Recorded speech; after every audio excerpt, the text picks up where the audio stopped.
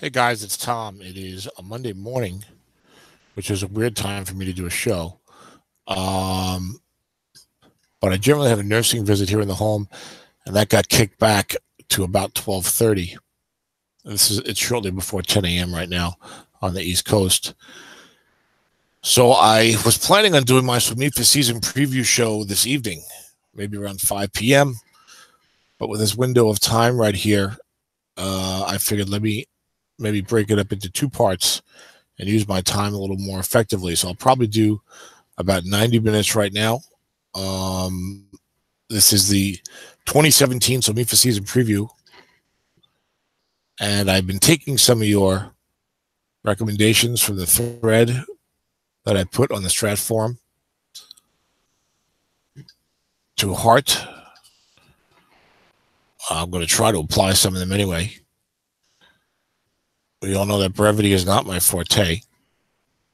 So we'll see what I can, if I can stay on focused, mindful of what the show is about. We see the season's already started, of course. Dennis 2-0. Wayne's Rams 1-0. Joe Golden 0-1. The Chiefs 0-2. That's Lawrence. Dan is Miami in this league. So the Rams beat the Chiefs 38-15. Dennis beat the Chiefs 30-16. And Dennis beat the Giants 34-17. So I think what I'm going to try to do, I'm doing this more for using my time efficiently as opposed to preferring it for the show. I'd prefer to do one show for SOMIFA. The league is 24 teams. I can do one show. But it just worked out better for my schedule to do this in two. So I'll probably do the first 12 teams here this morning in 90 minutes, and I'll probably do the other 12 later on today. Although it's possible I'll do all 24, but I doubt it. But I'm going to try, let's say, make some notes for myself. I'm going to try to remember what the show is focused on and stay on that. For example, I think other times, like I've talked a lot about a guy's draft, maybe during a season preview show, and I've gone off onto some other tangents, some of which are maybe okay, but maybe too much of that. So we'll look for that. No Dennis today. Dennis very busy with work lately, and I think he's trying to keep that Strat life balance in order, which we all have to do. So no Dennis today, just me. I burned my tongue.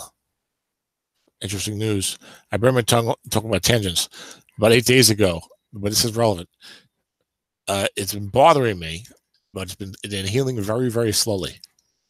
It was on some Chinese chicken wings, and it was both. I think it was it was a two-pronged assault, as I was burned by the temperature of the chicken wing, and also by sucking in too much hot sauce simultaneously. It was an unusual situation. I eat those chicken wings occasionally with the hot sauce, and usually it's not a problem.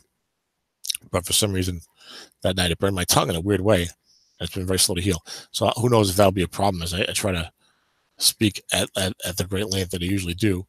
So let's first do a quick look at last year's standings and results. The Jets and Seahawks were 13-3 up the top, but really the playoffs are what matter. And of course, Dale won the championship 24-10 over our friend Ron Dickinson, who passed away, we know, early this year. We've spoken about him a lot on the forum and other shows. And this is congratulations to Dale. Great job. It was interesting.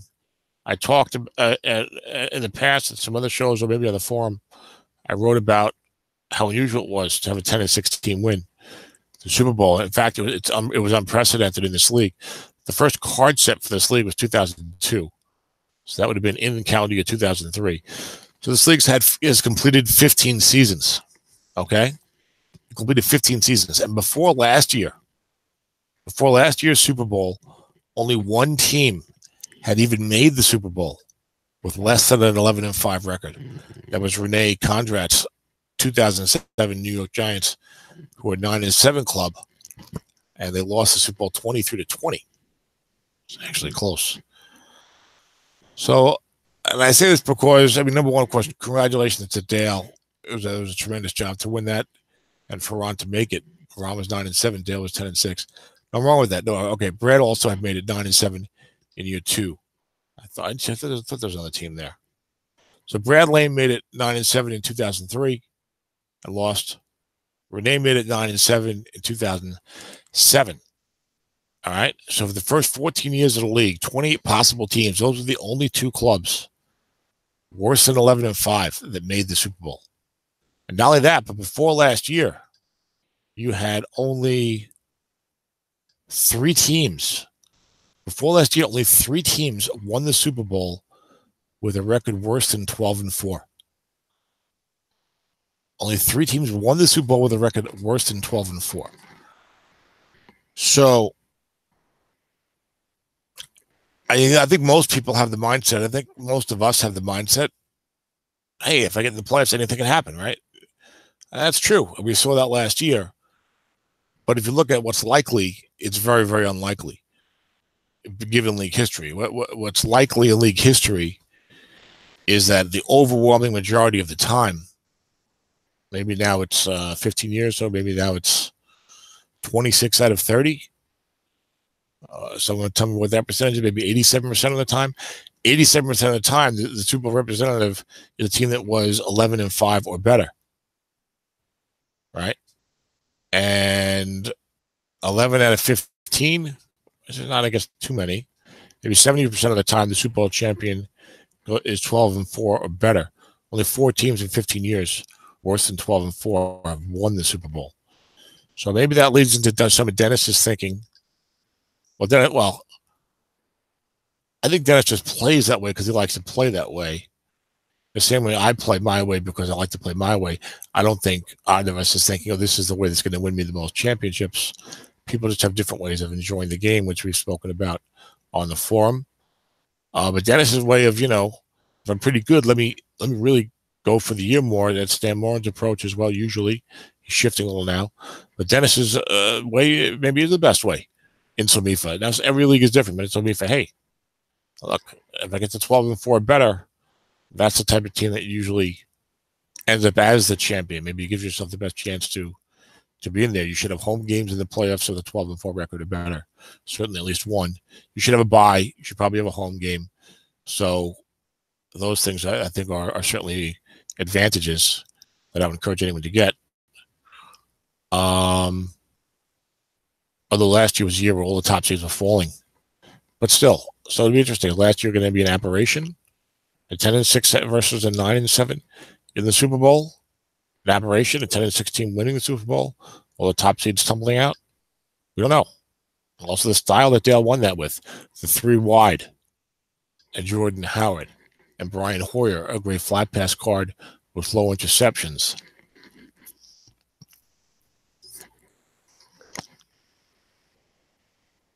So, Jordan Howard's car was a big part of that team. He had very good guess right yardage. He had some big runs guess wrong as well. It's hard to find a good card like that nowadays as a running back in the modern NFL with all the passing going on.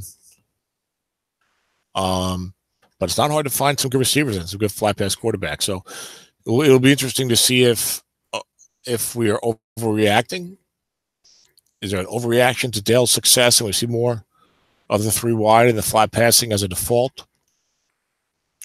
3 wide with the flat passing. Everyone flat passes a fair amount. Or is that an aberration? Who knows?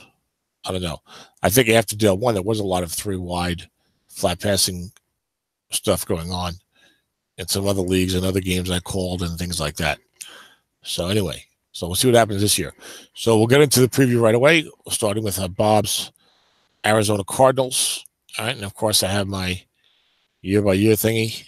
Okay, Bob's 1, 2, 3, 4, 5. Bob's 7th year in the league. He was 9-7 2 years ago, but the last year fell off to 4-12. Has not made the playoffs yet in the league. It's a tough league. Plays his games. Drafted Alvin Kamara in the first round. Number 3 overall. Kamara's off to a pretty good start in the NFL, I believe. I think he has a ton of catches, and he had a good game rushing yesterday. I think 19 carries, 134 yards.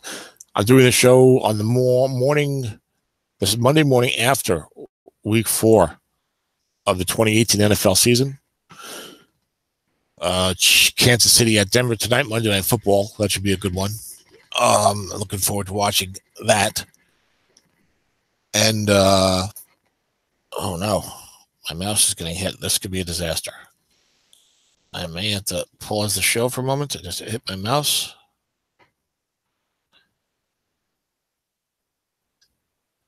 Bear with me, guys.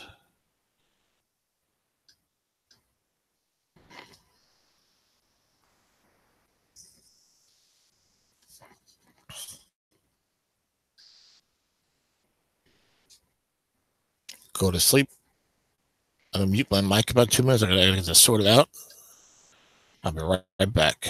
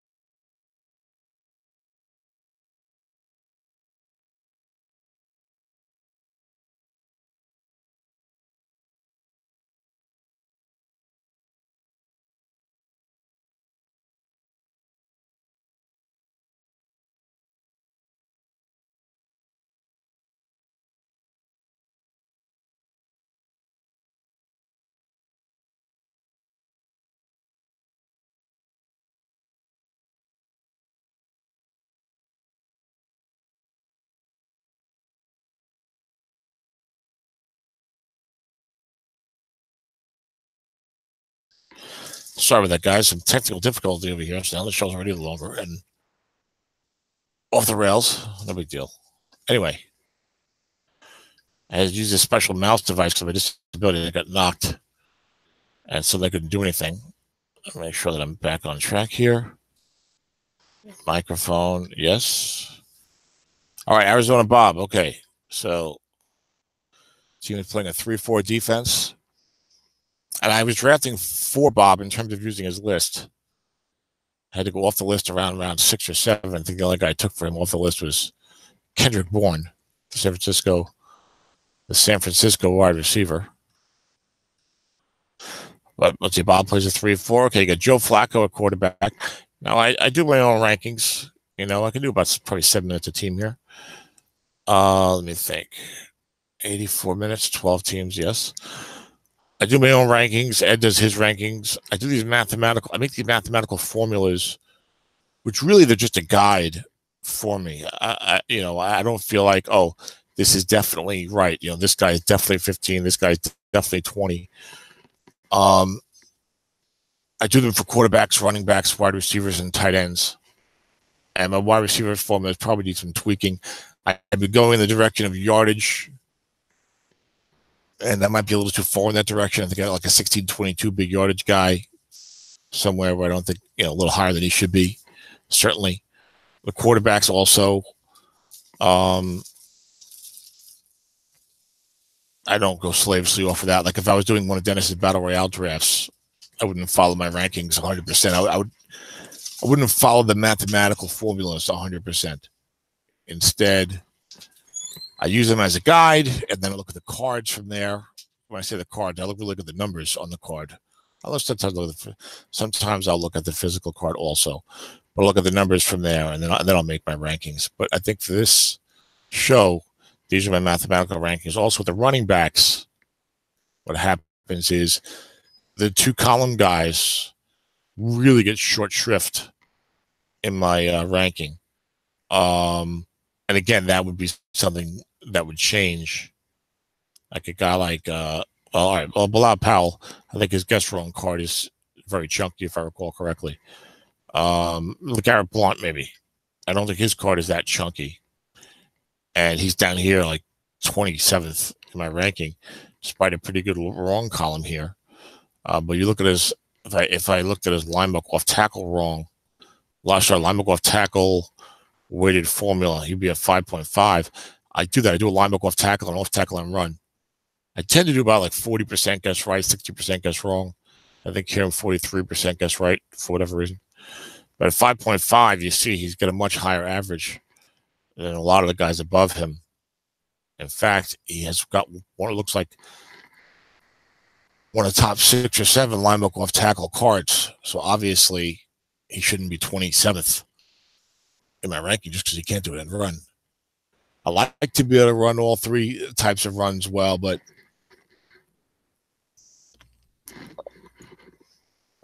really, especially given that you can't do an end run draw, I really, I don't have a problem with a guy who's a good linebacker off tackle rusher. I can live without the end run. But it's nice to be able to attack all 3, especially in a league like this, because you're going to run into 4, if a guy has got, a 4-5-5 defensive line, you want to run into 4 if you can. And then especially if you have any good receiving backs or blocking backs or second tight end, if you go that way, your end run is not going to be blitzed in as heavily, theoretically, because they have to worry about coverage. Although some guys blitz willy-nilly anyway, and have effectiveness there. There's so many different ways to skin a cat and succeed, So it's good to be versatile in your coaching. I need to up my pass rush game if I have a good pass rush. I don't believe I do well in that department and take advantage of it the way that people like Dennis and Paul and Nathan and Dan Warren do. So let's see. So we go to Arizona. I got the rosters here. You got Joe Flacco. I don't think his card is that great, but maybe not awful. Talk about a guy's career kind of went a strange direction. I got Flacco number 29 in my quarterback rankings. Usually if a guy's pretty low, the turnovers can be an issue. Something like that. Flacco could be 64%, 2.4 interception percentage. I bet he's not good deep. He's a flat pass maven. And you see the short pass, only 11 units guessed right, and probably not a whole lot more guessed wrong. 12, 15, 18, 11, 18, and then 3, 8. So his short pass and long pass are very much below average. It's almost like a Brandon Whedon type of card from a couple of years ago. Although Whedon had the benefit of some good must running with some must run chances, which Flacco doesn't have. So it's a flat pass oriented card. Then the running backs, speaking of the devil, he's got LeGarrette Blount. We just mentioned him, who's got a pretty good card. The off tackle roll looks nice. Never really much of a receiver. And you got Alvin Kamara, who has got a pretty nice guess wrong card. Interesting. Disappointing to a lot of people, because when you average 6.1 yards a rush, you'd like to see a card look a little better than this. Very, very good receiving card for the flat pass yardage. 8 plus 10 guess right. You don't see that for a lot of running backs. It's the receiving average last year. 10.2. It's very high for a running back. And then on the bomb, 179. He goes 9.15 on the bomb. So that's a nice 1-2. Kamara may spend some time outside as well. I don't know. You got Bryce Butler, deep threat. Terrence Williams, not that great. Nick O'Leary, Workmanlike, decent on the flat pass. Offensive line, 1-7, 2-5s, 1-7 pass blocking. And I said 2-5s pass blocking, but also I meant 2-5s run blocking.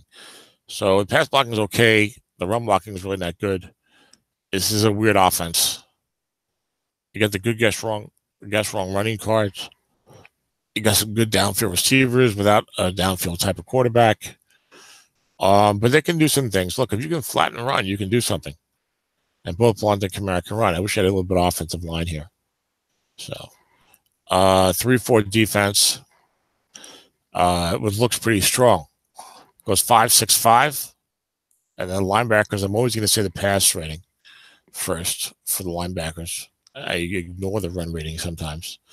5-6-5, I don't ignore it, but in the season preview, I'm not going to focus on the linebacker run rating. Okay? I tend to look at the insides because that's when you get down to the goal line. Guys want to pound it in. That can be helpful. 5-6-5. I'm realizing I had to be careful what I say sometimes when I talk about strategy, because if I don't say exactly what I mean, I'm giving guys the wrong impression. I'm giving them bad advice.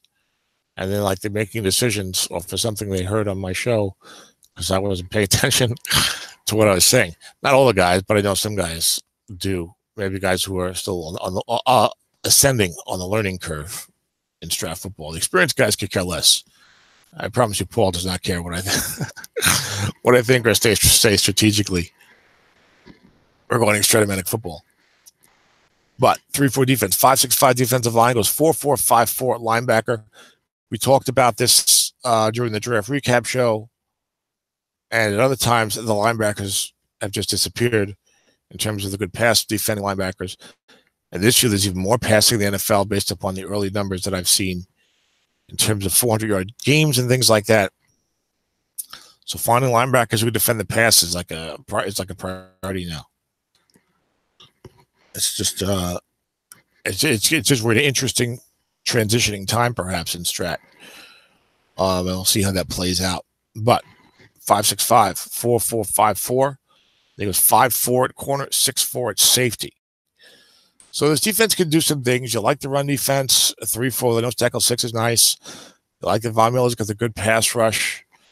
You like half the secondary. So the defense can play well. And Bob's a pretty good coach. Tim Bollier, I think, had said I need to look a little more on special teams on these shows. We have decent coverage here, good punt coverage. The return game, nice kick returning with Kamara. I didn't realize Kamara was so good in the kick returning this year. Touchdown in 3, 6 plus 32. So he'll probably be taken out a lot with that. And that'll help out. The field goal kicking, 2-10 extra point. Graham Gano is pretty good otherwise. 2-11 out to the 12, and 2-10, 2-10, 2-3. So it doesn't hit the long ones, but very reliable inside the 33. So it's not a bad looking team. They're not terrible. And I got the impression from doing my mock drafts. When I do the mock drafts, I'm kind of going over all of your rosters as I'm figuring out what looks best for your team. But I had the impression that similar to last year and similar to the way some of these SOMIFA leagues have gone lately, I don't play SOMIFA anymore, but I was up until last year. But so let's say SSFA, let's say SOMIFA SSFA, not really a dominant team, not really 2 or 3 super teams, but a lot of pretty good teams. A lot of teams can do some things, not really too many doormats out there. So a lot of competitiveness. And maybe that's one of the reasons you saw a Super Bowl last year with teams that were 10-6 and 9-7, because maybe the teams that were 12-4 and 13-3 really weren't that great. Similar to the modern NFL in some ways. And this is the type of team. Looking at Bob's team, this is not a playoff team in my view. I think it'll be under 500. I think I'm going to predict 6-10 right now. But they're not a bad team. Flacco can throw flat. You got the 2 running backs. You got some things on defense. So, you're looking at a team that might be under 500, but they're not a bad-looking team. They're not going to just show up and blow the doors off of this team. They're not a 1-15 type of terrible club. So I'm going to predict 6-10 for Bob. It's one thing I missed with not having Dennis. I have to write down my own predictions. I hate that. Hold on. Wake up. Spell mode off. 6-10. I should click that instead of dictating next time, though. So that's the first team. Arizona Bob at 6-10. Atlanta, the Atlanta Falcons. That's Nathan Baylor, of course. And it's all organized pretty well right here. I did a little bit of prep to get ready for the show. So it's early in the day, and I started taking caffeine pills instead of drinking coffee. I did research at first. I'm not a madman, nor am I an herbal supplement alternative guy, but and you go anyway. This is one of the tangents that I think some people said I should. Well, that Ed said maybe try and focus on the show.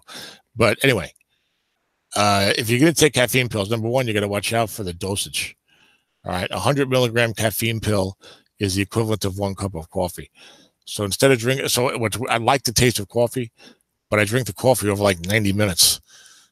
So I take the caffeine pill and bang, I feel like I get that jolt, the mental alertness and focus much more quickly.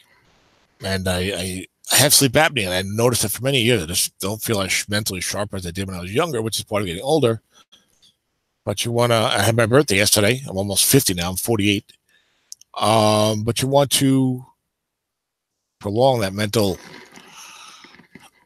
acuity as long as possible. So anyway, I started this after I read an article in the Wall Street Journal,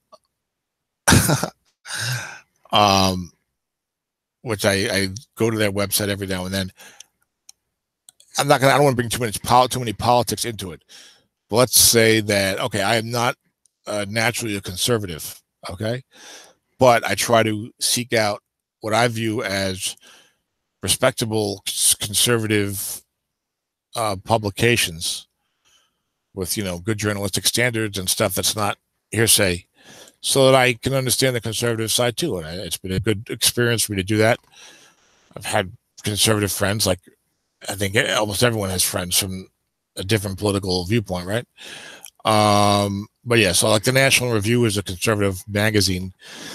William F. Buckley's magazine back in the day. I've been reading them a lot in the last year and a half. And I go to the Wall Street Journal every now and then. So I try to see both sides of the issues. But anyway, Nathan Baylor is Atlanta. I don't know how I got on that.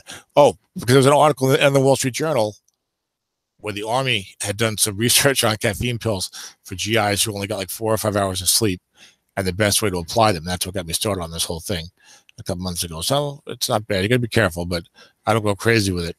So I ended up drinking decaf coffee because I like the taste of coffee. So I ended up drinking the decaf coffee after taking a caffeine pill. So go figure. Anywho, Nathan Baylor, 2008 in this league. Last 2 years he made the playoffs, 11-5, 11-5. Won a playoff game last year. I think he had a bye, and I'm pretty sure he made it to the semifinals. Yes, he beat Mixed Tennessee Club 33-13. I remember calling a lot of these games last year. I think I called pretty much the entire postseason for SOMIFA last year. And then Nathan had a disappointing result in the semifinals, lost to Ron 27-17, Ron Dickinson. I remember Nathan had a hard time getting going in that game. And that was the type of playoffs it was last year. Ryan Tannehill was going off for Ron. Did not have a great game here, okay. But he had a great game against me. I know that much. Nathan lost a couple of fumbles. The turnovers are even. But it was a type of playoffs where, like when Nathan made that game, neither Nathan nor I have made a SOMIFA Super Bowl. So even just to make it, we'd be happy to make it. Among guys who are considered pretty good coaches and have been around for a while.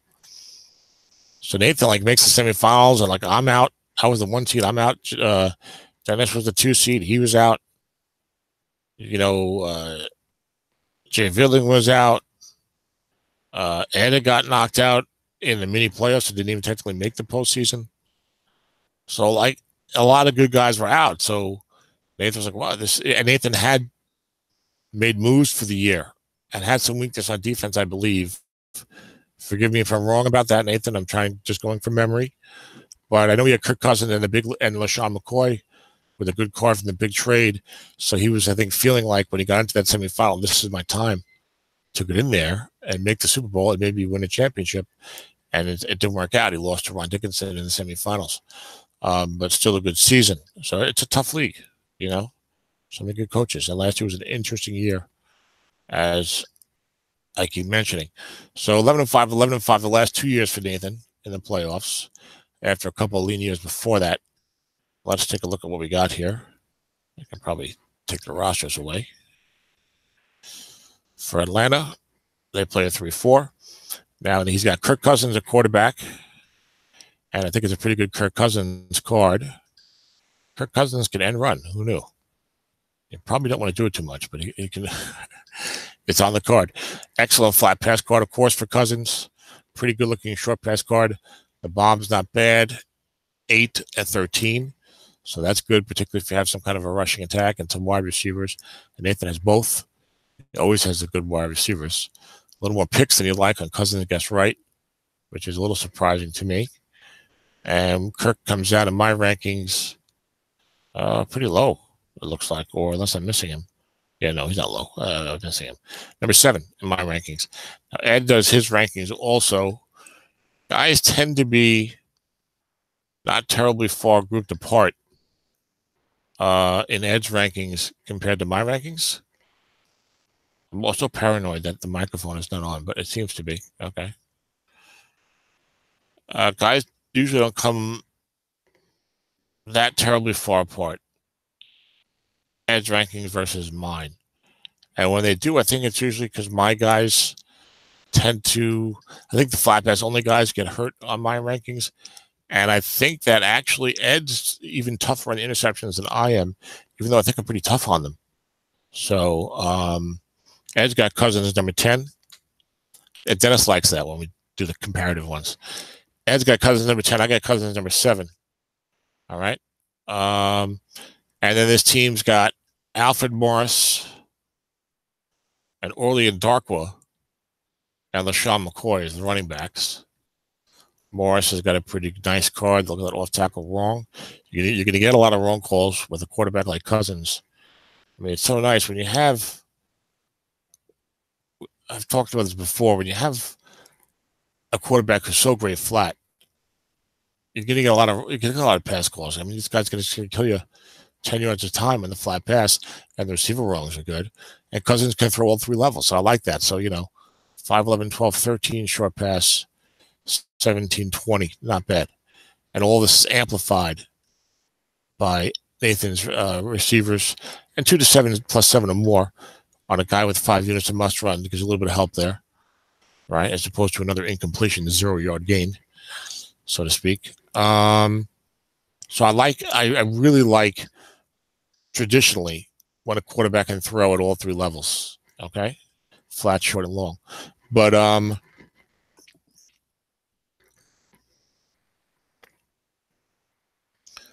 having said that, we saw what Dale did last year with Brian Hoyer. Does that mean you don't need to throw long? I don't know. It might have been a unique team because he had the running back who was so good. Guessed right, Jordan Howard, and of course guessed wrong. So we'll see if that ends up being a template that other people can follow in the future. It might be a way to try to cheaply compete. Like if you have a good defense and you get like a flat pass only quarterback and the rest of your offense isn't that good, particularly your running game, maybe that's a way to try it and make it happen. I don't know.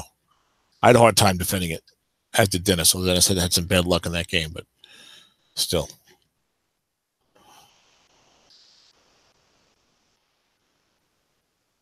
It's like I'm clicking all over the place here.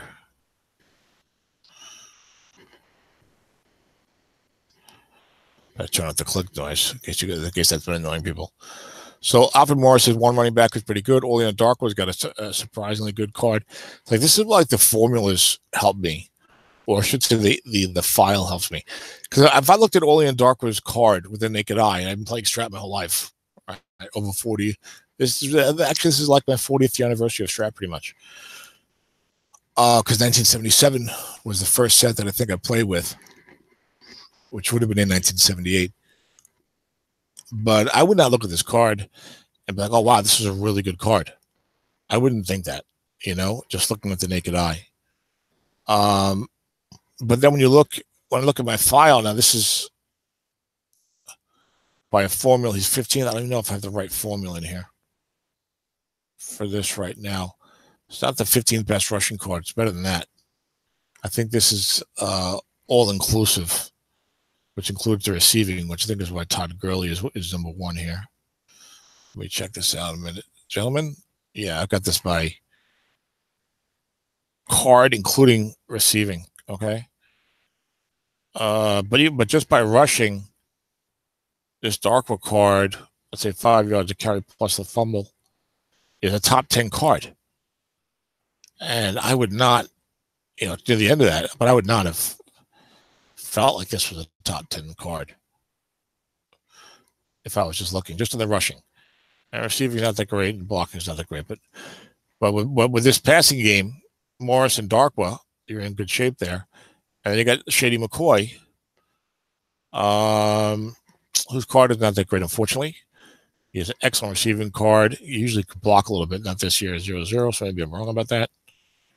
But it's a nice attack. You get the lesser name backs who have good cards, and they're a little cheaper. And of course, Nathan with all the weapons. I think he's going to be in the blocking back formation. Perhaps, probably not. Probably just, it depends. I got AJ Derby, who I had to trade him last year, who actually has got a decent card. But Evan Ingram will have to take the field over him, I guess, right? First round pick. Oh, you look at that. So it'll be the two tight end offense. I thought Vernon Davis could play blocking back. Maybe not this year. No, tight end only. Okay, so two tight end offense with Cousins. But look at the weapons: DeAndre Hopkins, T.Y. Hilton, Vernon Davis with a nice card, and Evan Ingram with a good possession card. It's yardage on it. And look at the Davis card. Good yardage. And Darkwa, Morris, Kirk Cousins, 2 7s on a line. 1 6, 1 5. You see some lines like that. My lines like that. A couple of 7s, and you wish you had a little more run blocking. You didn't have another 5 on the right side. I didn't see that. So this offense should do well. Interesting, because with Kirk Cousins flat passing and the running, you would think it's almost more like set up for a West Coast approach. But Nathan likes to take his shots down the field, particularly with all these weapons. And Cousins has a 13 long pass, wrong completions, but he also has some interceptions, all right, that you don't like. Kelvin Benjamin will come in as a 12-18 deep threat in the 3 wide, which we know that Nathan likes to go to, although he also has a good second tight end. So a lot of options for this offense, and they'll do well. I'll say they do pretty well, certainly. The defense is a 3-4. And he's been piecing it together a little more in defense, although this group looks much more solid than some of his teams in the last couple of years. And I'm going off of memory, so if I'm wrong about those things, guys, I apologize. I'm trying to say what I think the reality is, what I recall. A lot of pass rush here, which is nice, and Nathan knows how to use it, as I mentioned earlier. 0-5-5 in the defensive line in this 4-3. 4-5-4-5 at linebacker. That's not bad. You got a couple of 5s in there, gets the pass. And the other 2 guys rush the passer. 12s with a 1 asterisk. That's Bruce Irvin on the left outside and Vince Williams on the right inside. Now, this right inside doesn't cover anybody. So this guy's going to be living on the line of scrimmage in the blitzing zone, shall we say. Secondary, all 5s with a 4 extra, which is more important now, as you might see those 3 wides more often. Nice to have a nose tackle 5+ if you're going to be 3 wide. I think if you're facing these 3 wides, I'm a guy who's lived with some nose tackle 4s in the past myself. But, I think with the popularity and potential danger of the 3 wide, a nose tackle 5+ really, it makes you feel a little more comfortable trying to defend against the 3 wide with the flat passing. You'll feel as vulnerable. You're not as worried with the end run. And he's got a defensive end 4 he could throw in there if he wants at times against certain matches. So the defense isn't bad. Nathan will use the pass rush well. I like the only thing you really attack is this left end 0. And he's going to be blitzing this guy a lot. You still got to play games around there. And he'll slow you down He'll do enough to stop you.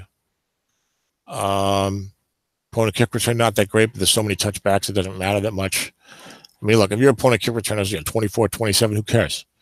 The ball's going like 9 yards deep in the end zone.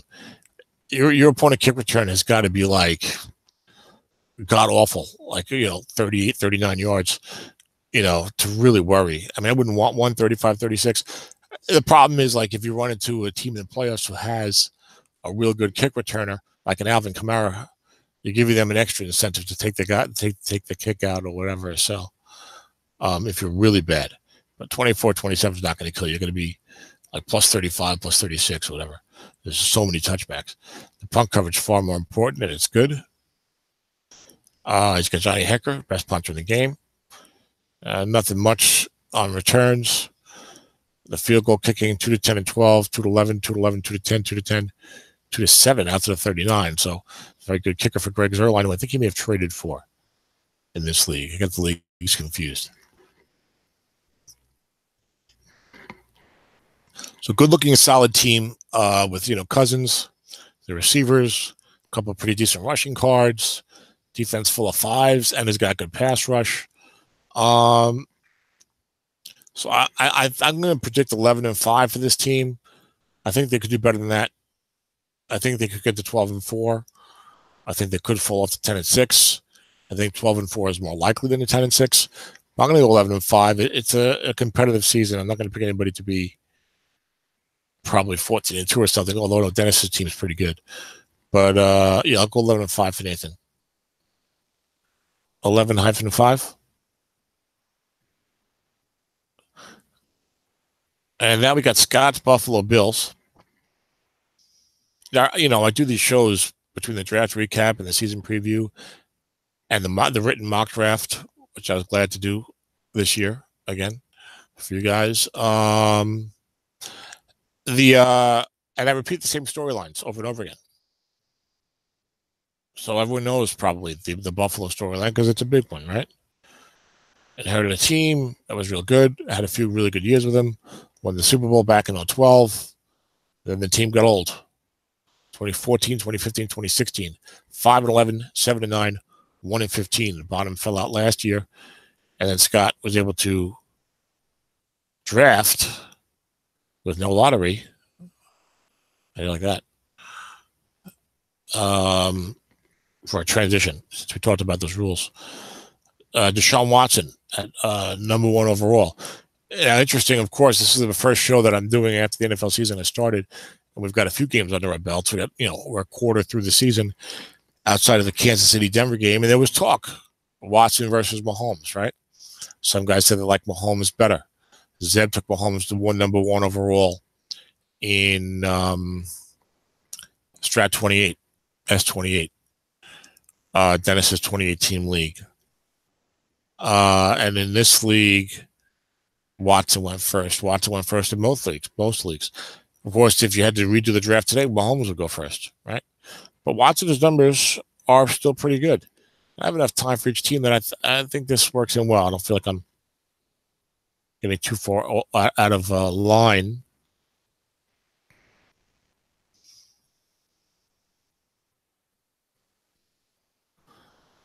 Texans are only 1-3. They could easily be 0-4. Frank Reich, head coach of the Indianapolis Colts, deciding not to punt it from his own 42. 4th and 4, 27 seconds left to go in overtime or something like that. Incomplete pass. Texans take over. 15-yard completion. Field goal. They win the game. I would have punted it. Watson is 62.2% completed. 8.4 average gains. 7 touchdowns. 4 interceptions. That's a 2.7 interception percentage. And he's got 6 carries a game, which is almost 100 for the year, with a 6.7 rushing average. So people who are saying, oh, Watson's not doing that good, you might want to check out these stats because they're pretty good. Okay? And he's getting no pass blocking. So, yes, Mahomes right now would be the number 1. What Mahomes is doing is amazing. All right, but remember, just because you like one guy doesn't mean the other guy stinks. Okay? So Mahomes is just doing a tremendous job. But if you took Watson and you look at these numbers, Watson's doing pretty good too. All right, and let's not forget that he's missed a lot of time, and he himself is still only a second-year guy. So and there's no pass blocking on that team. So let's let's see what Mr. Watson can do, because these are pretty good numbers for a second-year quarterback. I'll tell you that much. Now, his card for this year is kind of exciting, maybe a little too exciting at times. If you're the offensive coach, he's got the short gains in the end of runners hurt. No big run for him. Always as long as this year's only 18 also. 49. I was on the must run. I think I watched that game. It might have been his first start on like a Thursday night. I want to say against Cincinnati. Short gains on the end run. The must run 286 yards or more. The flat pass is not that bad. Completed 61.8 last year. Flat pass is not too bad. Short pass okay. Long pass is getting a lot of value out of the must running. But the interceptions are high, right? 9 is almost a clean pick on long pass right. 11 is a clean pick on short pass right. The flat pass right pick is 2 to 6. Those are always scary because like 16 short pass wrong units. 1, 3, 6, 9, 12 long pass wrong units. Those are always scary, the flat pass picks, of course, because the increased touchdown percentage. And I've got Watson number 20 in my formulas. I bet Ed has it even worse. Ed's got Watson number 22. Okay. So again, similar ballpark. But this team is future oriented. Let's start by looking at, well, I'll continue with this. You got Watson at quarterback. You got Jamal Williams, Samaj Perine, Adrian Peterson. That'd be interesting. If AP actually comes back, I mean, he's already back, but if AP ends up continuing to have a pretty decent season from Washington, and then you've got your young franchise quarterback, Deshaun Watson, with the veteran Adrian Peterson in the backfield. That'd be kind of neat. Dennis and I have the opposite in Strat 28. Drew Brees quarterback, Todd Gurley running back. That's kind of neat. You have like the one veteran guy who's really good in there with the rest of the guys being young. It certainly helps, especially we're talking about quarterback, running back. So Jamal Williams, AP, Samaj Perine. Not much for the year. Williams isn't too bad, but Crabtree, Galladay, Austin Hooper. The line has been a strength for this team for a few years. Tyron Smith is a 6'5". You got 3 7s in the interior. Andrew Norwell, Mike Pouncey, and Andy Levitra, who Scott decided not to trade. Jermaine Ifedi as the right tackle, 0-5. Defense is a 4-3. This team had a lot of picks the last couple of years. 5-4-4-5 on the defensive line. Got Leonard Williams on the bench because only 5'2". It was 4-4-0 at linebacker. There's going to be some starting outside linebacker zeros in this league this year. It's only a 24-team league, yet there will be starting outside linebacker zeros. You expect it in a 20 to 30-team league, but now you see it in a 24-team league. But look at this Manly secondary, 6'6", 5'4". Corner sixes, Darius Slade, A.J. Booyah, with Trey Boston and DJ Swearinger at the safety spot. The corner sixes are really impactful. I had an overachieving year like 4 or 5 years ago with a SOMIFA team that had basically a good young Andrew Luck card when he could still throw the ball, his second one. A good young Andrew Luck card, corner sixes, and not much else. And the team had a very good season, like 10-6, 11-5. I might have got a home game or something. I'm crazy in the playoffs, and I lost. That was to Tim Bollier, but the corner sixes, I think, do go a long way. Unfortunately, though, in this team, when you got defensive tackle 4s in a 4-3 defense, and your linebackers go 4-4-0, you're vulnerable to the flat pass. He's going to bring that safety up. But you're vulnerable to the flat pass. You're vulnerable to the inside run. You're vulnerable to the nickel, to the 3 wide. A lot of vulnerabilities on this defense. You can't just go by the numbers. You got to look and see how it's going to play out. So I don't think this team's going to do that great. Between Watson being number 20 overall, the running game not being that good, and the vulnerabilities on the defense, Tim Bollier would like to see me spend a little time on special teams. Trevor, this is why I spend such a little time. They're almost all, not a lot of differentiation with the naked eye. But you got Matt Prater kicking 2-11, 2-10, 2-9 and 12, and then 2-7 and 12 out to the 41. So that'll help, but not enough for this team. Competitive league. The running game not that great. Watson's passing wrong, not that great. Passing right much better because of the must runs, but the picks are there. I'm going to go 5-11 for Scott's Buffalo Bills. 5-11. And what I'll do is, I'll post this and I'll make sure it adds up. I'll probably do some adjustments at the end. Oh, I should have put it in the spreadsheet. But anyway, I'll do some adjustments at the end to make it all add up to 500, which Dennis and I always do. And hopefully Dennis will have some time to throw his predictions in here as well.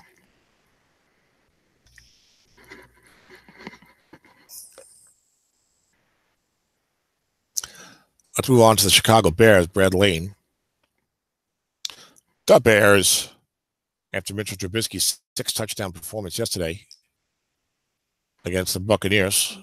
Let's see if that's an aberration. Well, obviously you're not going to throw 6 touchdowns every week, so it's always an aberration when a guy throws for 6 touchdowns. Let's see if Trubisky can start playing consistent, good football for that team and do more than be a game manager, or if that's just a flash in the pan there, We'll see what happens there.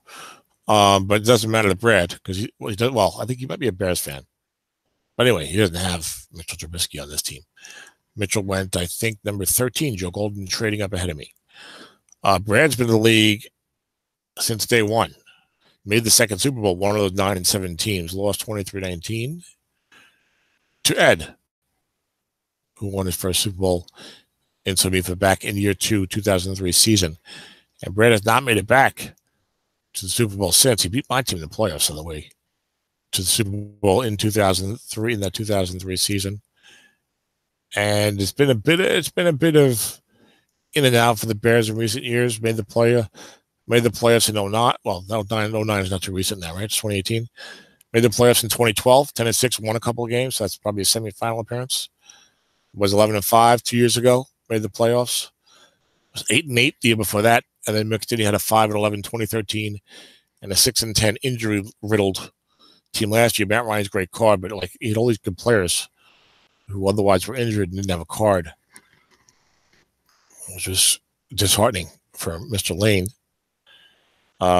Using Tim Bolyer's draft recap thing that he supplied me. Took Reuben Foster in the first round. It'll certainly help for the year. I don't want to spend too much time on draft picks, right? Playing a 4-3 defense. You got Matt Ryan at quarterback. And I think this Ryan card is all right. I like the look at must running 2-10 plus 5 or more. Aaron Rodgers style almost. And Matty Ice comes out 16 in my rankings. Ed's got him 15. Okay. Flat pass 5, only incomplete. That's not that great, but you wish it was a little better, but it's not bad. I mean, you can throw flat with these guys who have only that number incomplete. Every now and then you hit it, you get annoyed, but 6-10, 13, 18 short. Now, there's a lot of guys, good flat, good deep, not that good otherwise. 13, 18 short. The must run helps you on the 8 because the yardage is good. And then 6, 12 deep. A lot of guys 12, 13 plus in the bomb this year, so long pass wrong is dangerous. Interception is slightly higher than you like, so it's an okay card. It's an okay card, but not one of the top ones. As we said, 15, 16. Giovanni Bernard, I think, has got a nice card this year. Only 105 attempts, but the guest roll looks nice. Look at that off tackle 8 plus 21, 9 short gain. So you might say chunky, but the rest of the yardage is pretty good. And Gio can usually catch pretty well. Don't like the flat pass right yardage. I do like the flat pass wrong yardage. The 0-4 blocking. It's a full guy. Doesn't really have a good second back. I mean, Marlon Mack, who he drafted, who I don't think is going to get those 1,600 yards or whatever the hell it was that Irsay, the Colts, NFL Colts owner, said he was going to get. But Mack can help you out here with some linebook wrong and run wrong. Good receiving yardage, not all the catches, though. But not a great running card by any stretch of the imagination. I don't think any of these other guys does much. Does Tavon Austin have a... it's so bad on right, it's not that great. He probably fumbles. Usually fumbles. I mean, of course, he can't block. A wide receiver for crying out loud. So a weird offense after Bernard. Bernard only has 108 attempts. You do have 2 sevens, 3 sevens in pass blocking. And again, one thing I noticed and doing the mock drafts and getting ready. So many, there is that parity now. There are so many teams in SOMIFA that are pretty good. It's a competitive league last year and this year's teams especially. So you see, so you don't have like the bomb squad where everyone's got 5, 7, 6, 7, not everyone, but with the best 4 or 5 teams are just loaded with 5, 7, 6, 7 everywhere in the offensive line. Instead, you see in things like this, like 3 7s, a 6, a 5, all right, I can pass block well, maybe not great run blocking. You're not seeing as many of the great lines as you saw in the past, and I think it's because of the competitive nature of the league right now, the parity we have in SOMIFA right now. A lot of competitive teams, a lot of competitive games. That's good. I think Michael Thomas as a possession type receiver. He does have the double teams, only 12, 18 deep, and you see outside of long pass, he can't catch anything from more than 19 yards on his own card. He doesn't have any hits, I should say, from more than 19 yards, which is not a big deal. But you get those 2 or 3 long gains per year unexpectedly out of your off of a receiver's card. Not one receiver, maybe your whole team. In a flat pass, short pass, not the bomb. And they help, right? I mean, they help. So there's a limitation there. Took Keelan Cole, the draft, was not the big on, but he's doing pretty well so far. And he's got more of the big play action with the 12-18 down the field and the long gains, only 16-22 on short, but it's for good yardage. Ben Koyak can't be very good, mostly because his name is Ben Koyak. 5 catches, 7.6 average. Ho hum. So not a lot there at the tight end spot for Mr. Lane. I wonder if we'll see some 3 wide coming out of Brad. I don't think that's his cup of tea. But J.J. Nelson, 29 catches, 17.5. He's got some good yardage here in the flat pass. Only 9-15 deep. You wish he was 12-18. As Nathan will tell you, to get that third receiver up there and launch some bombs against an extra after lulling him with your flat passes. So it's a weird offense, kind of sputtering in some ways. Ryan's not bad, but not real good short long. Bernard's pretty decent, guess wrong, but only unlimited for a half, and he's going to get tired. Doesn't have really good second back. Thomas can catch, but not great yardage. Cole's got good yardage, but not great hands. He's tight into the block. The back look more like Darrell Adams. He only had 8 catches. So yeah, the offensive line, it can pass block, but the run blocking is not great. So I think I see a bit of a sputtering offense. Now let's look on defense where Brad has invested a lot of high picks in recent years. And this year, like I said, it was Ruben Foster and Brad overall, who, if he keeps his nose clean, will really end up being a great pick for Brad. But so the 4-3 defense goes 0-5-5-6. Now, missing J.J. Watt for the second time in 3 years. And hopefully this year, J.J. will stay healthy. I think he already has about 4 or 5 sacks in the first 4 games of the season. It seems to be back to his wreaking havoc self to some extent. It can hurt a little bit defensive tackle with Aaron Donald moving outside. Who knows? I guess probably Sue will probably be the nose tackle for the LA Rams. The NFL's LA Rams playing a 3-4 now. And they have Sue and Donald. Good luck running against that team in the NFL. But I probably Sue will be the nose tackle, I would guess. But anyway, 0-5-5-6, 5-5-4 linebacker with good run grades of 5s. And the secondary goes 4-5-5-5.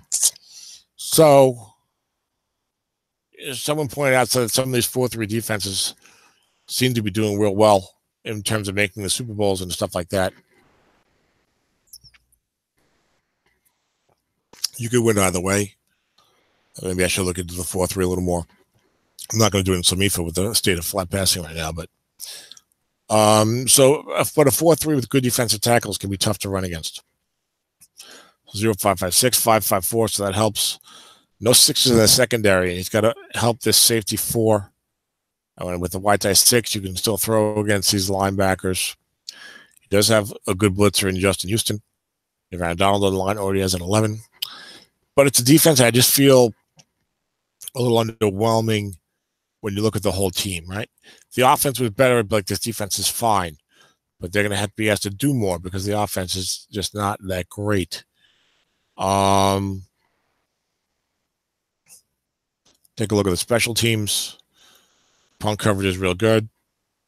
Punter has a block on 12. Dan Morin doesn't like that on his team, that's for sure. Punter touchdown on 2, otherwise not a lot going on.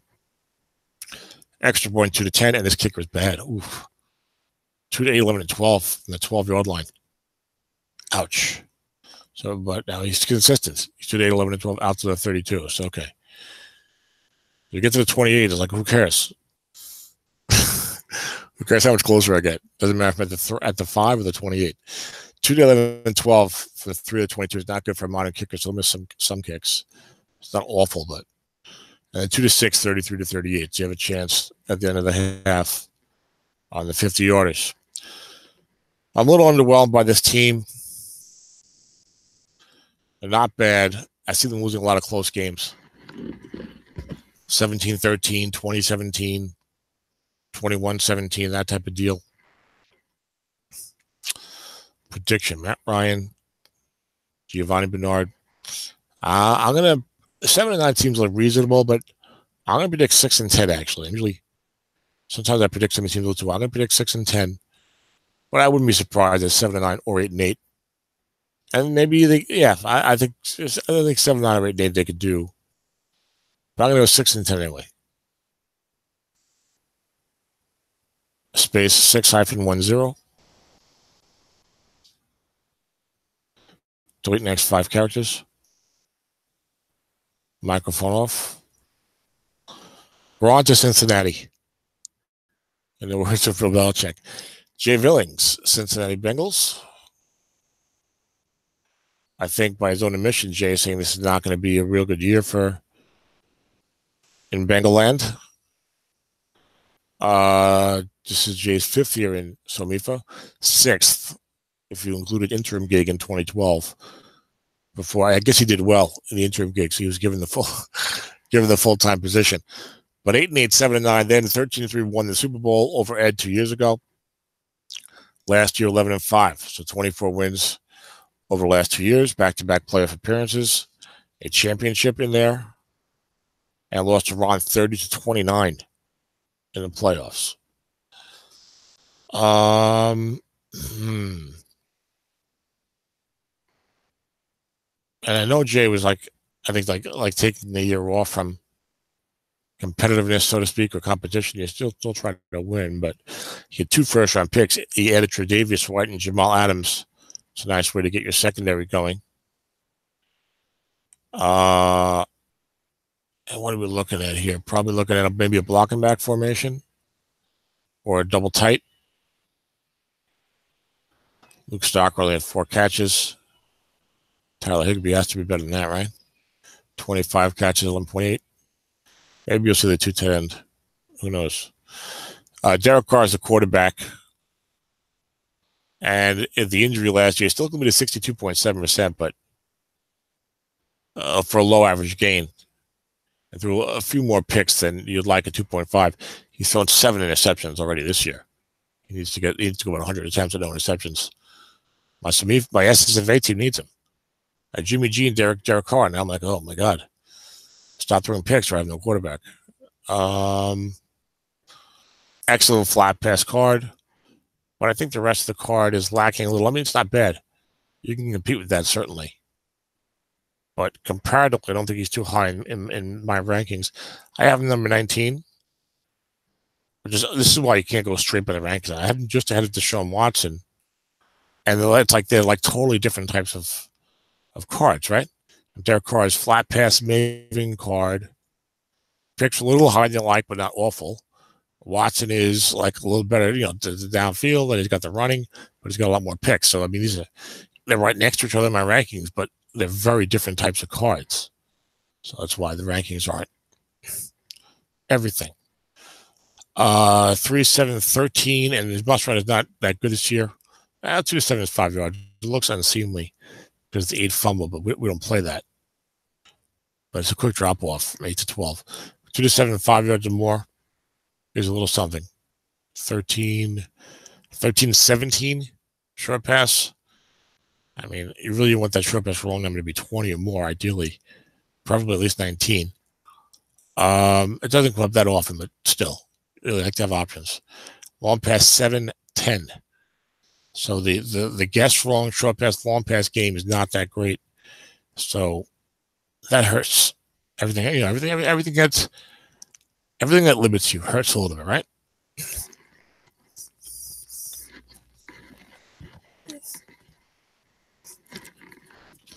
But certainly you can compete with a good flat pass quarterback card, as Dale showed last year, and as others have shown at times. Trading for Jay Ajayi with Jeff Bevier, the Oakland Raiders now. So that's his lead back. His card is not really that good. And now, not only is it chunky, but there's very few chunks. So weird kind of sputtering offense a little bit. He's got some good downfield receivers. Marquise Goodwin had the 17.2 average. He's 12-18, but good yardage, 9+51 in short pass wrong. And for the former Olympic sprinter. And Doug Baldwin is also 12-18. Long game. There's a couple long games in the card. So it's interesting. You have good receiving targets down the field a little bit, but not the best down the field quarterback. Kyle Rudolph, not bad. Wish the yardage was a little better. He's on one of my other teams. He's got 3-7 to the offensive line, but he also has the run blocking. Best line we've seen so far. Center 6'7", right guard 6'5", right tackle 6'7", second tight ends 5.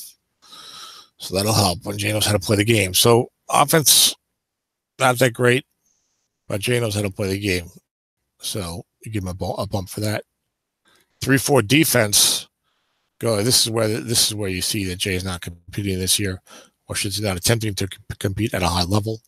Goes 4-4-5 on the defensive line. Goes 0-0-4-0 at linebacker. 0-0-4-0. So he certainly is susceptible to the 3 wide. When suddenly his linebackers are 0-4-0, you have a flat pass quarterback perhaps. But you might not even have to bother if you can run it all, because he's got to protect these guys. 4-4-5 defensive line, 0-0-4-0 linebackers. 4-4-5-5 in the secondary, extra DB4. Not a lot going on here. He's got a couple of blitzers, a low-level variety, 7-9 with a 7-down lineman. And the lineman can't really rush. His team's not going to do very well. Jay's a good coach. I'm not going to bother looking at his special teams. I'm going to give him a 5-11 record. I think he'll be in probably four wins, maybe more likely than 6, despite his coaching. 4 to 6 win range. We'll go 5-11. 5-11. So we see so far I can pick 4 of the first 5 teams for double-digit losses. How about them Cowboys? Zeb Strong's club. That's Cam Newton, who was actually putting up a completion percentage this year, the first time in history. That might give him a reasonable strat card. So Zeb had never had a losing season until last year when 7-9. He's the 2013 champion. Also made the Super Bowl back in 2006. Had made the playoffs 1, 2, 3, 5 straight years before last year falling off to a 7-9 season. Very good GM, excellent coach. He's been building up the team patiently. Drafted Dalvin Cook and Marlon Humphrey this year. Humphrey looking good so far. You want Cook to pick it up if you have him. He's got Marcus Mariota as well. I think that Zeb likes to play the blocking back, but I'm not sure about that. I know he likes to run the linebacker. He's got a center 6 there. So he's got Cam Newton listed as a starting quarterback in this file. That can't be right. Did I not download the file, maybe? So I really need to go do that? I'm almost certain. I downloaded this file. I was getting ready to play games. I had to download the file.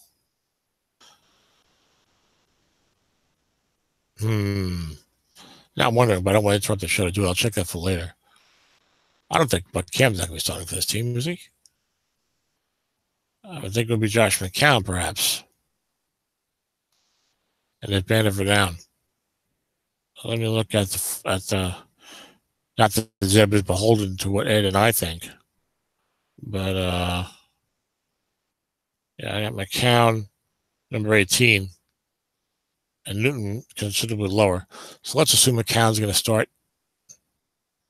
5 pass max, short pass 5, 9, 12, 13, 17. The short pass right, not too bad. 2 to 8, 5 yards or more than must run helps you out. The picks are pretty low. His fumble is sometimes a little higher than you like. The long pass 4, 9. So there's a big limitation there. Whereas Cam, 2 to 5. They got to give him a non-standard linebook card. The way Carolina uses him. I mean, come on, this is silly. Same linebacker as Eli Manning. 2 to 6, 6 yards or more than must run. Can't really throw flat very much, and the must running not even that great. The picks aren't good, so McCown will be in there. Zeb usually has some running backs who can do some things. We see it's gonna be maybe they don't download the file. Obviously, Derrick Henry and Dalvin Cook are going to be in there. Let me try and download the league file real quick. Make sure I have it correctly. I'm going to mute the mic for a couple minutes. I'll be right back with you.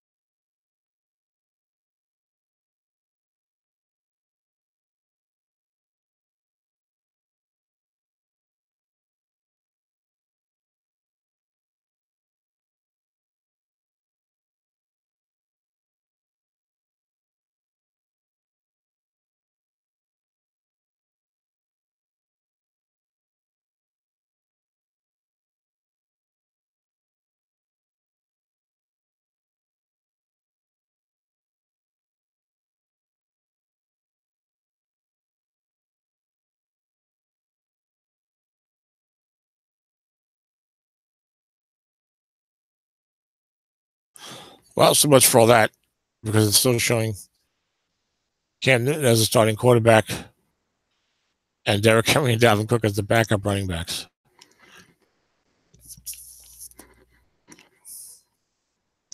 So maybe, I just downloaded the new file, but maybe it didn't take all the GM files. Who knows? So Dalvin Cook, I got as the 9th best running back by formula. And Henry has to be ahead of Murray, I think. Latavius Murray. DeMarco Murray retiring. I got Latavius Murray 32. Derrick Henry 37.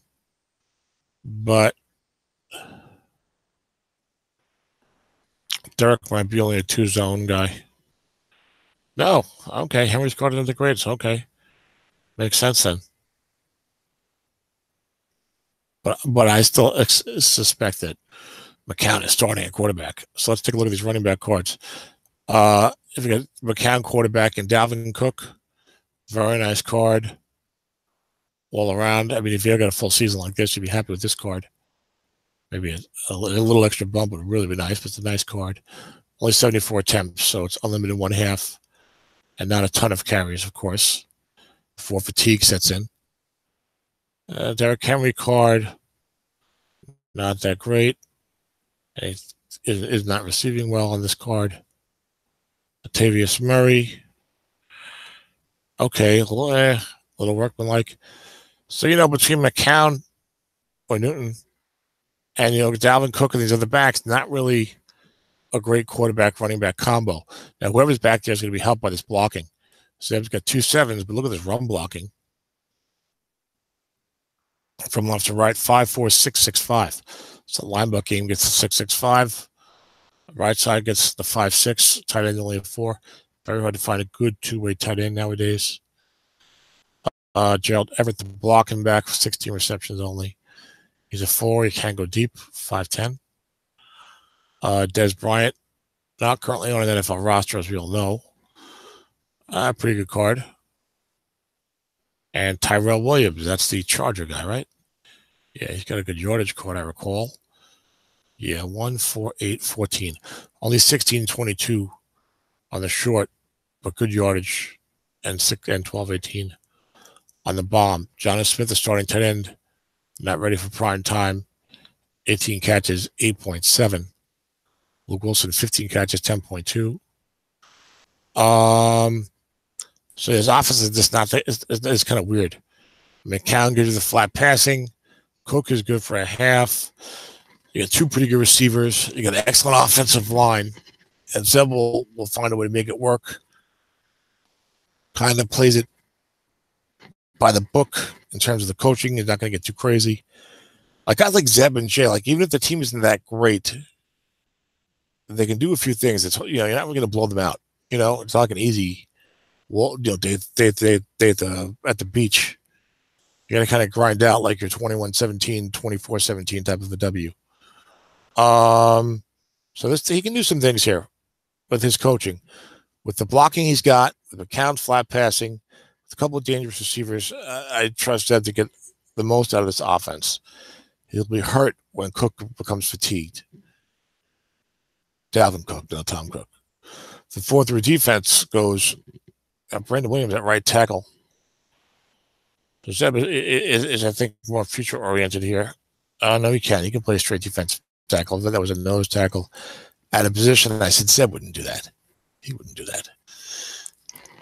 He's got a 4-4-5-5 defensive line, 0-4-4 linebackers, 4s at corners with a 5 safety, strong safety, and a 6 free safety. So this defense is not that great. One thing that Dennis and I noticed last year was that teams that had underachieved from our draft, from our season preview shows, and our general expectations, and even one of Dennis's own teams, what they all seem to have one thing in common. They all had corner 4s. So apparently those corner 4s could be hurtful, which makes sense. Some overachieving teams had the corner 6s, so there you go. And this team, I mean, look, 0-4-4 linebackers and a 4-3. It's just a flat pass bonanza. Plus, you can run the ball at the defense's left side, whereas you got 4s. Plus, you got to worry with these corners. Now, he's got some pass rush with the 12, and he brings in Carl Loss to the 9.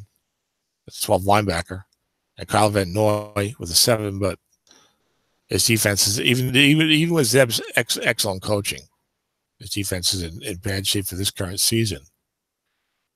Punt returns, the punt return not great. The opponent punt return rather. Benjamin's got a touchdown. Nowadays is pretty decent, but the extra point automatic, but the field goal kicking is 2 to 9 and 12 from the 1 to the 22. Ugh. 2 to 9 and 12 out to the 22.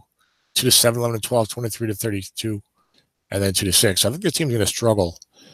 The defense is just gonna have a hard time stopping people, and the offense won't be able to do enough to counteract that. You'll still, you're still going to be scrappy, but I don't see a good season for this team.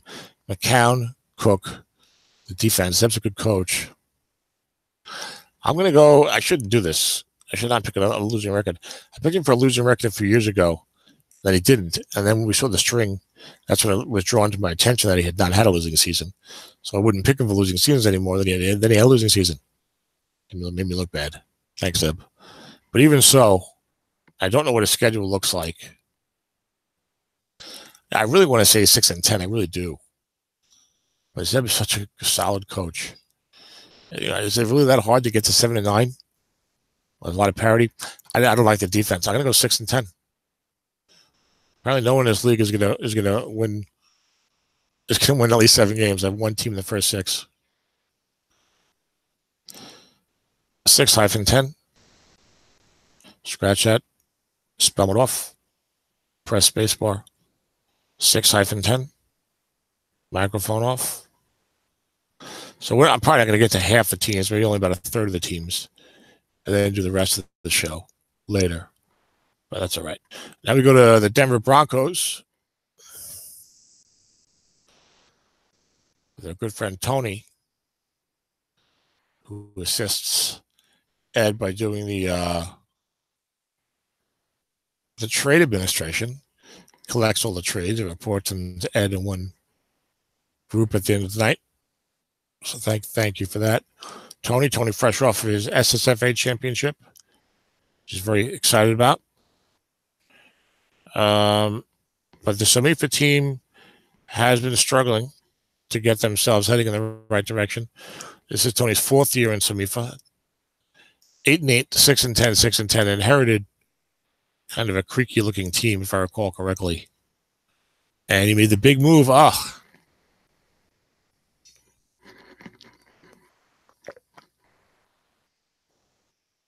Inherited the creaky-looking team with Eli Manning at quarterback, and then made the big move this year, trading for Jimmy Garoppolo. Some felt he didn't give up really all that much, but it was the best offer Wayne got. And now Garoppolo's out for the season. So, we think one thing, and then something happens, and, well, you got to reassess, right? The next year will be back to Eli for Tony, and I can tell you he's not looking forward to using Eli, even though his stats are good. He's just tired of using Eli, I think. Because Eli's usually not that great. Let's see what Eli does. He's only 4 games in. So you got Garoppolo quarterback, which is interesting. What type of formation could we? Maybe you'll see some 3 wide. Kenny Stills is the 3rd wide receiver here. And Garoppolo has a good receiving card. And Duke Johnson has good receiving. And the second tight end's not that good. I think Tony's going to go 3 wide. Quite a bit here, perhaps. Now, Garoppolo is maxed out flat pass. All right. 2, 6, 12, 16. I don't think he must run much. But I guess you have 4 yards or more on 2 to 7. 16, 20 short pass, and 7-14 long pass. No, 7-13. 7-13 long pass. So it's got a real nice card. A little more picks than you'd like, certainly. But the passing is nice. He's not as high in my formula as I thought he would be. One of the reasons, Wayne, I was not more aggressive in pursuing him. But he was number 11 in my rankings, and I think Ed hits you on interceptions even worse. But no, number 7. I think Ed likes the flat passing even more than I do. So Ed's got a number 7. I got a number 11. The flat pass is great. 16-20 short's pretty good, and the 7-13 bomb is pretty good. Now, Duke Johnson, only 82 carries. He's got a nice and wrong card. Off tackle wrong's not bad. He's a 2-column guy, so he's thinking in my stuff. Very good receiver as always. But I don't know if there's a decent second back. Mike Gillisley was disappointing with the Patriots. Aaron Jones, I think, is not too bad. He's off tackle wrong. It's not too bad. And run wrong. Looks like a line wrong. Pretty decent. He's also a low attempt guy. 81. He can't catch or block. So I think you see a lot of 3 wide. And he's got Keenan Allen, Kenny Stills, and Robert Woods with Delaney Walker at tight end. Now, he doesn't have the linebacker running threat of Jordan Howard, And Duke Johnson can't even run linebacker. So you're hurting there by losing out on the box against the base 3-4 team. If you're trying to run with Duke from the 3 wide and run from the 3 wide is always dicey because of things like this: -4, -6, -5. Turning your 1st and 10 into 2nd and 16 on a running play. No one likes that. Well, so we'll see if he can make that work. I think that's what we're looking at here. You got 7s at guard. You got a right tackle 0, 6-5-5-4. So at least interior, you can get some blocking on the linebacker if he does it. But again, Duke's not that great linebacker. Aaron Jones isn't too bad. We mostly be Garoppolo passing. Interesting. Or I mean, if he goes base offense at times. Lavoie Tololo's a 5 blocking. 12 catches. You can go base offense here and run it with Duke. I think Duke fumbles a ton. Almost an unusable amount of fumbles. I think that's why he got killed in my. Yeah, his fumble number is 73. That's like half right, half wrong. Okay. It's like 50, consider like 50, 100, pretty much for Duke. So it's going to be tough. Garoppolo's real good. The receivers are real good. The line's pretty good. But the running threat, Duke fumbles. So interesting to see what he does here. I think the offense is going to disappoint a little bit. 3-4 defense for Tony. He's got everyone's favorite Khalil Mack. Now, Tony did not have a 1, which he traded in the Garoppolo deal. I think that would have been 7 overall. So Cam Robinson was his first selection. And he's out for the year. It was on the IR, I think. I don't remember. Tony posted some injury difficulty he had with some of his picks and some of his plays. Well, Jimmy Garoppolo, that's right. Traded for Garoppolo and then Cam Robinson got hurt. So a lot of bad luck there, which can happen, unfortunately. 3-4 defense goes 6-5-4. I think Pico was a true nose tackle on Denver, right? Yep. 6-5-4, 4-5-4-4. I mean, we've only seen one team with one team with at least 2 5s in pass coverage at linebacker so far. 4-5-4-4 linebacker, 6-4-4-4 in the secondary, Jalen Ramsey being the 6, with a 4 extra. I don't know. The defense looks underwhelming to me. I mean, you've only got one guy who's better than a 4 in coverage. Can't double team everybody. You got to worry about the split end, the tight end, the running back. So it's going to be tough. And if guys are strong to the left, you got to worry about them running at that defensive end 4. So I think the defense is going to struggle a little bit. They're not awful. They're not awful. But they're going to struggle a little bit on defense. Offense could do some things. So we have special teams. Bad opponent punt coverage, 13-15. Is going to hurt. There's a touchdown on the returns. Decent yardage, but you're not taking out anyway. 2-11, 2-11, 2-10, 2-8, 2-6, and 12, but out to the 45. That's nice at the end of the half. You don't want to try it. Probably, from the 40, but in the middle of the second quarter. And they got the ball at almost the 50-yard line on a miss. Tony showed that, he could win a championship at the highest level by winning that SSFA championship. The team had all linebacker 6s, unheard of. But this team, I like Garoppolo, even though I think if he goes 3 wide, that can work. Duke Johnson's fumbles really hurt the running game. And Garoppolo throws picks. The turnovers can be a problem. And the defense is not that great. So I think they're going to disappoint. I'll go 7-9 for Denver. 7-9. And we up to Detroit. Mick being Detroit in this league is Detroit in all the leagues. That's why I had to leave Samsa. I was not the Jets. Somebody else was the Jets. I could have people thinking I was forsaking the Jets, right? Bradley Miller is Detroit. That's right. Mick is Tennessee, of course. John Madden's old club. So my good friend Bradley Miller is the Detroit Lions coach. Bradley's 5th year in the league, longtime SSFA coach. 6-10, 8-8, 6-10, 7-9. Has a hard time. It's had a hard time getting it going with this club.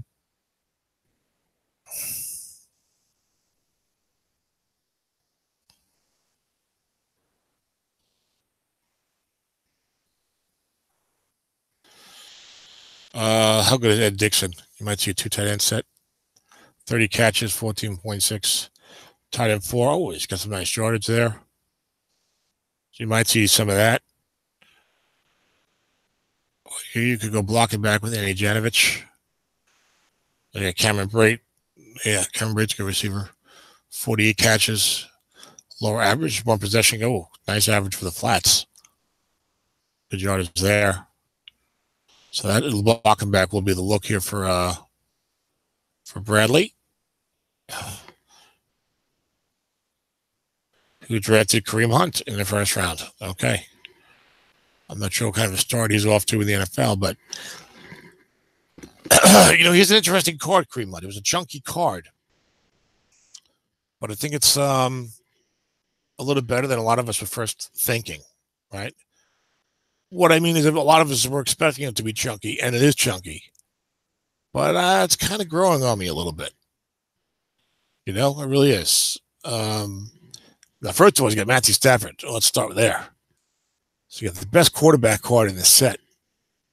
66% completed almost 4,500 yards, a 1.8 interception percentage on a team that could not run the ball at all. That's part of why it's such a great card. 2-9 is 5 yards or more in the must run.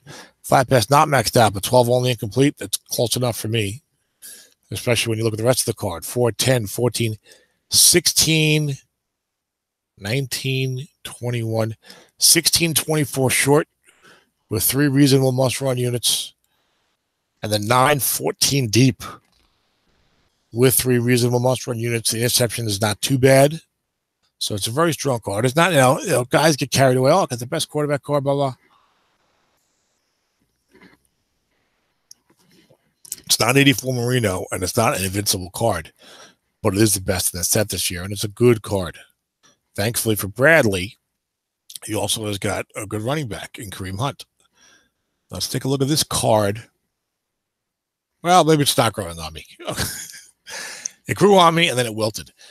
The Emma Wrong is not bad, really. Emma Wrong is not that bad. I mean, you do have 12 units of 2 yards or less, 4, 5, 6. So that hurts. And if you get a guess right, you get a -7 and a 5. But 2 plus 58, 10 long gain, 12 plus 24. Others 5s and 6s. No short gains, which I know we like the short gains, of course. Off tackle, I'd almost probably never call it off tackle with this card. I mean, the linebacker is okay. It's nice. It's really not a great card. And run wrong is probably where you want to live with this card. He's got the passing attack to do that. Hunt's a very dangerous receiver. And he's got a good blocking back in Cameron Brate. So you won't be able to blitz into the end runs as easily against him. So that helps. Offensive line's only got 1-7 as a 2 at right tackle. So and they got a 4 here. So against your blitz happy teams, if you're trying to throw downfield, they might be coming after you. Plus, they're not going to respect Hunt. But Stafford's card is good enough. Got some good run blocking. Left guard's only a 4, but everybody else is a 5 with the left tackle 6. The tight end's only a 4. Blocking back's only a 4. Hard to get tight ends and blocking backs who can block and catch nowadays. Just seems difficult. The receiver, Jerron Brown. Only had 31 catches, but a better card than you would think for only 31 catches. 1926 type of card in the short pass. Only 9, 15 deep. Devonta Parker has been a disappointment. 57 catches, 11.8. 1926, but with nothing in the flat and short. That goes even 20 yards. He does have 12, 18 deep, but, the longest reception is only 36 yards on the card. Although with the new rule, you can go all the way, but, on his card, you're not going to get that sexy long gain for the 50, 60, 70-yard completion. So kind of a weird offense. I like Stafford. I wish there was a little more run blocking. I wish there was more danger. I wish there was greater a greater threat at wideout. You know, if you had like a real dangerous receiver at one of these spots and you knew guys were scared about that, it'd be easier to play off of that with your end runs with Hunt and your flat passing with Hunt and Brayton Dixon and your short passing to the other guy. So I like Stafford, of course. The offense it's not bad, but I think it's going to frustrate Bradley at times. Defense goes 3-4. 4-5-4. So let me start that again. 4-5-4. 4-4-0-5 at linebacker. 4-6-5-6. You got the stud safeties, who I think are better in the NFL than they are in Strat. In general, having stud safeties. You got some pass rush here with the nose tackle 10, also defensive ends who are 6, and Ryan Kerrigan, who are 45-12-8. So the challenge will be for Bradley to see if he can use that pass rush to his advantage. Sometimes you're going to want a free safety blitz and bring Kerrigan and one of these other guys and see what you can do. Sometimes you're going to want to show blitz and double or flood the flats. Maybe watch some of Dennis's games to see how he does it with a 3-4. It's a pretty good defense. You know, you got to double to help out this 4 at times, which will lessen the impact of that safety 6. But you can also come up when you do some blitzing and stuff like that. So defense can do some things. It's not bad. It's not bad at all. Only 1-4 in the secondary. And you got outside linebacker 5, which helps against the pass. Gives up a long gain on both type of returns. I don't like the opponent punt coverage. Some hidden yardage will hurt him there. Switzer, though, is got a touchdown on the punt, only on a 2. Extra point with 2-10, but the field goal kicker is good. 2-11, 2-10, 2-10, only 2-5 deep. Nowadays, we all want 2-6 and 12 or better. And to be able to go out to at least the 39, because that's what a lot of guys can do. That can be a bit of a luxury. You can get by without it. You're going to be a pain in the neck sometimes. At the end of the half or at the end of the game. Interesting teams. I kind of like this team now. See what the defense does. You know, you got to use this pass rush stuff. You got to get Kerrigan involved in the blitzing. You can bring Bayard up, double team against the left corner sometimes. The inside linebackers are a 6 and a 5 against the run, and the nose tackles are 5. So when you pop one of those guys up there, you're looking good against the run. You might be decent into short yardage. Also, guys, knowing that if you're going to blitz Kerrigan, sometimes you can leave these guys home and looking pass because you know they're targets to the pass. So I like the flexibility on this defense. I like that it does a lot of little things. And that makes you feel better about Stafford and Hunt. I'm going to go 10-6 for the Lions, Bradley Miller's team. 10-6.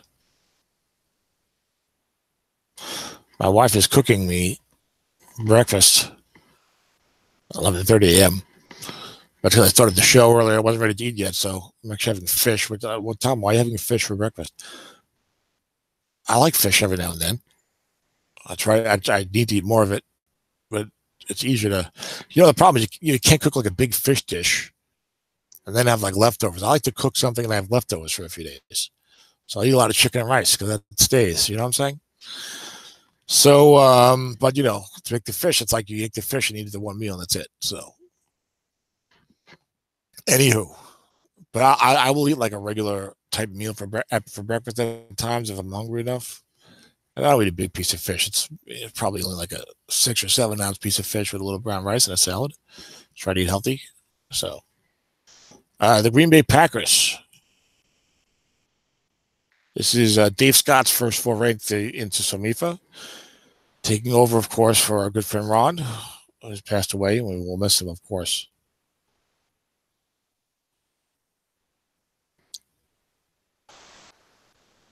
Okay, so Dave said, I don't want to panic when it comes to taking a quarterback, and I want to take, you know, I don't want to reach, whatever, blah, blah, blah, blah.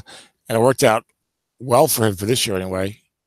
With Case Keenum sliding to number 23, a lot of people would not have predicted that. I didn't. That I would take him at 12. I thought about trading up ahead of Dave to take him and have a better season, but I didn't.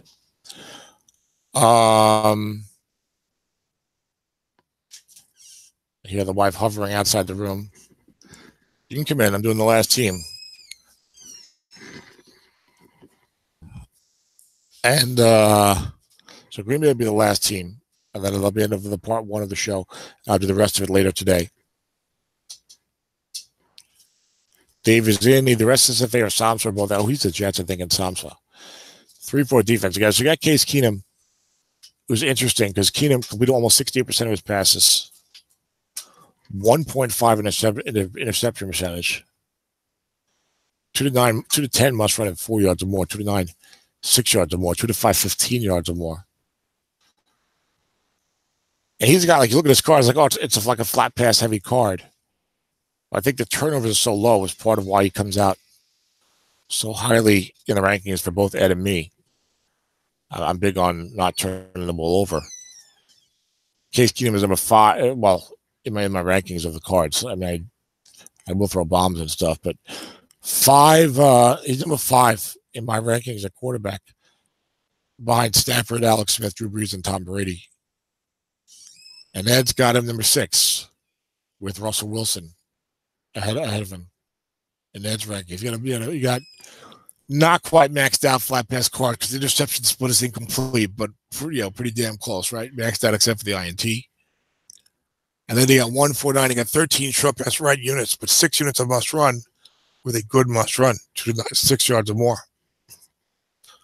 And then 149, 13. Smells like she did a nice job with the fish. Not surprised. She's a good cook. She's out of earshot, so I'm not just brown nosing. But 13, 18 on the short pass, wrong. So he can help you on your third and longs, but your regular short pass wrong is not going to be a go-to, on a play action, so to speak. And on the only 5-10 long pass wrong. So, like, here's a card that I feel like it came out real high in my rankings mathematically, but I don't think it will play quite as good as the rankings because of the absence of his serious long pass threat. The short pass right is fine, and you can win that way. My SOMIFA team a couple years ago when I had that Brandon Whedon card, it was a good flat pass short pass card, even worse on the bomb than this, but it was very low turnover, good flat pass short pass, good must run yardage on the short pass, and the rest of my team was real good. And it was like a top 12 card in my rankings, I think. But normally for guys number 5, number 6, you expect a card that can do more on all 3 levels, and this card is limited with the bomb. It's still light years ahead of Tom Savage. Carlos Hyde, I kind of like this Carlos Hyde card. I don't know where he comes out of my rankings, 3-point and average, but okay, it's not great. You don't in past years he's probably had a short game somewhere 6, 7, 8, but it's not bad. I mean, the yardage is pretty consistent. You do have a short game on 4 or in 3 here. You do have a +9 here on 10. So it's not as good as I thought it was. I guess I don't like it as much as I thought I did. Where does Mr. Hyde come out in my rankings? 25th in the mathematicals for me. So yeah, so it's not that great, but it's okay. It's okay. Receiving never that great, but it's okay. Blocking the 0-0 hurts. Thought he was better than that. You hate to have. You really don't like. I mean, if the guy's a good running back, you have it. If that's what you have it. And we know good running back cards can be expensive. Certainly a long-term back. Like a guy like Carlos Hyde who's pretty, at least pretty good every year. You don't feel like, I want to trade him away or trade for someone else just because he isn't that good pass blocking this year. But you hate having only a 0. If you're going 2 tight ends or whatever as your pass blocker, because any like *1, like defense, like you get some defensive at *1, or any linebacker with a low asterisk. There's so many low asterisks running around that you give him like a great sack chance that he doesn't deserve. If you have like a 3 or a 4 pass blocking, then that low asterisk 1, 2, 3, 4 is really not that much of a threat. And then of course the free safety blitz comes in, and that guy's a 10, and that's a problem, you know. And running into the occasional sack can be a problem. I've got to pay more. Trying to be mindful of the pass rush more, as Nathan told me 4 years ago. So hard, not too bad. This Buck Allen card and Peyton Barber and Chris Thompson floating around. Peyton Barber card not that great. Doing okay in the NFL, I think. This Buck Allen card's a nice backup running back type of card. Not that great, right? But he's got the short game in the middle. You're not going to get a ton of run calls against him. I think he can catch a little bit, some short pass threat.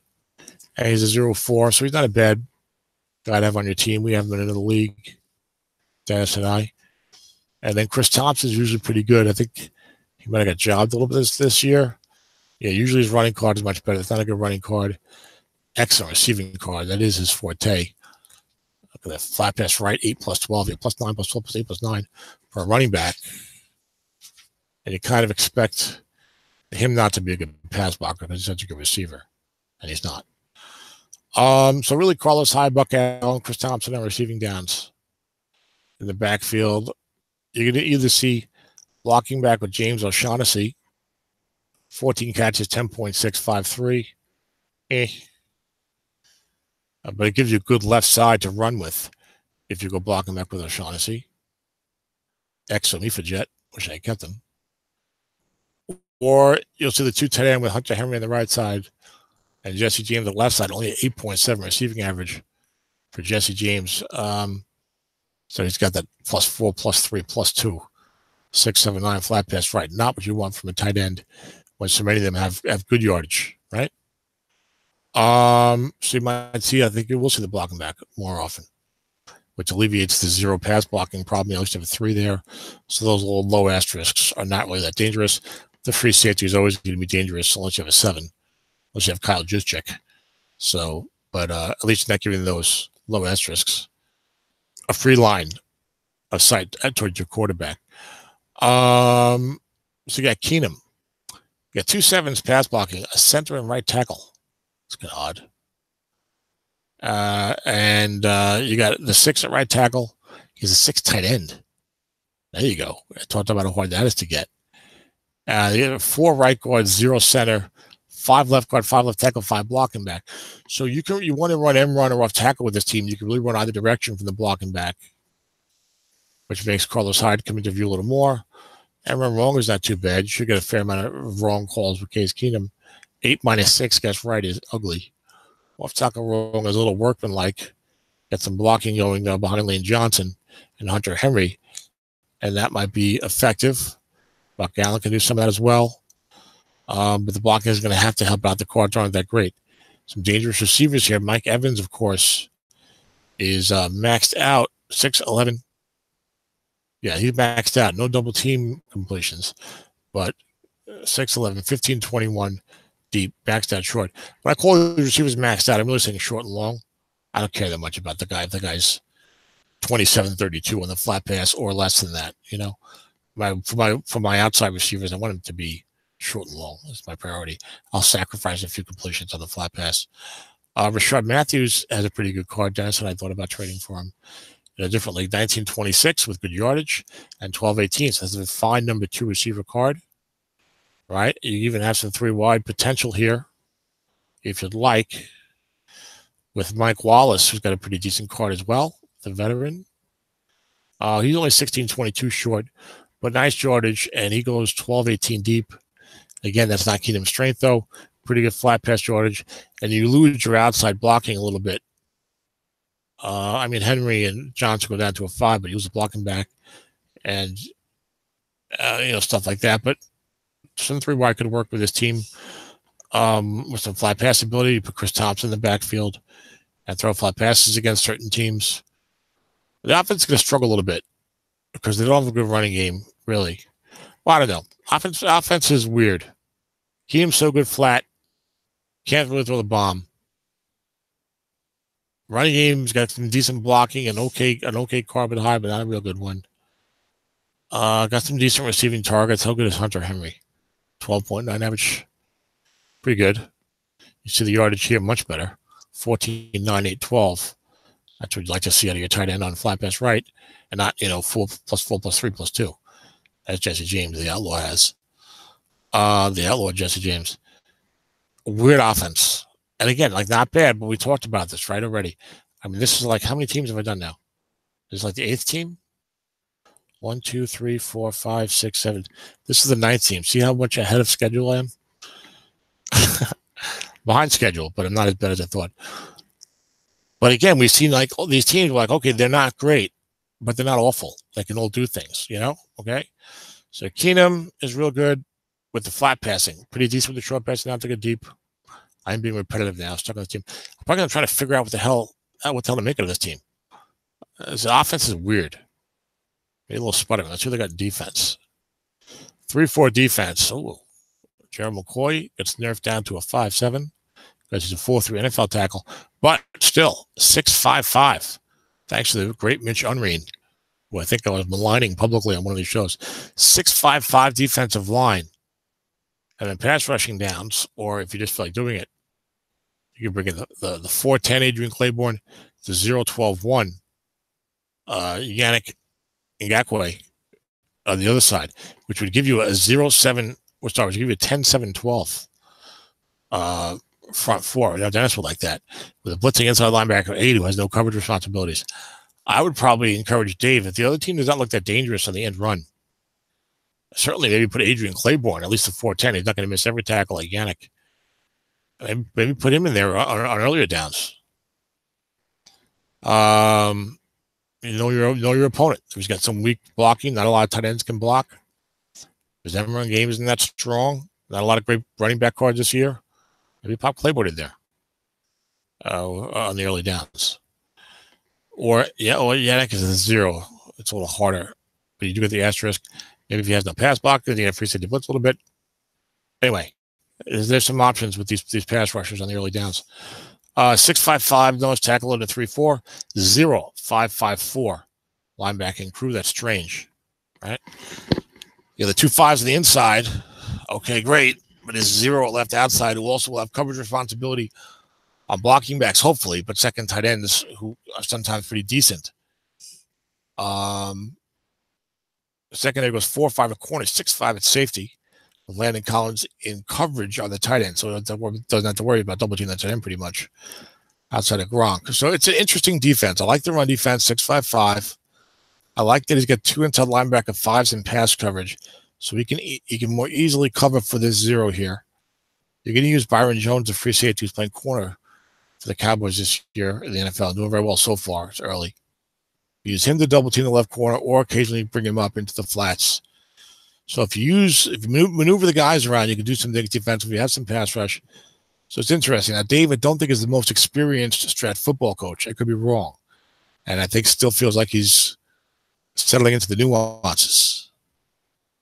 So he might not be able to exploit, he might not be able to cover his weaknesses as well as a more experienced coach. We'll find out, Dave. Point punt return 14-10 long gain. I don't like that because you're returning a lot of these punts, so they're more than the kickoffs. Even though you do have punts out of bounds and you do have, coffin corners, well, it is out of bounds, and punts that don't get returned, but even so. Bernard Reedy gives you plus 15 on a 9, at least in the punt return game. Not a great set for punt returners this year. Extra point, Zanga Dawson did not do well, probably, for Cleveland.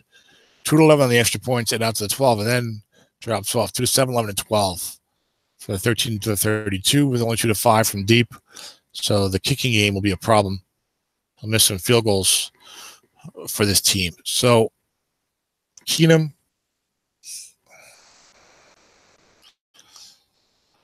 I'm going to go 8-8 with this team. And I don't know Dave's coaching very well. Dave, don't take this the wrong way. But, if Dave is fairly inexperienced and more prone to struggle, the team could go down to 6-10 or 7-9 in that neighborhood. If Dave's a little better than I'm giving credit for, the team could easily get to 9-7 or something like that, a competitive year, so at a tough coaching environment. So I'm going to give Green Bay 8-8 right now. All right, so I've done 9 teams here. This is part 1. I'm going to wrap it up right now. Arizona through Green Bay. I'm going to resume later today and finish off, and I won't be rushing, believe me, take my time, with Houston through Tennessee. So thank you guys for listening to part 1 of the 2017 SOMIFA season preview. More to come later today. Bye-bye.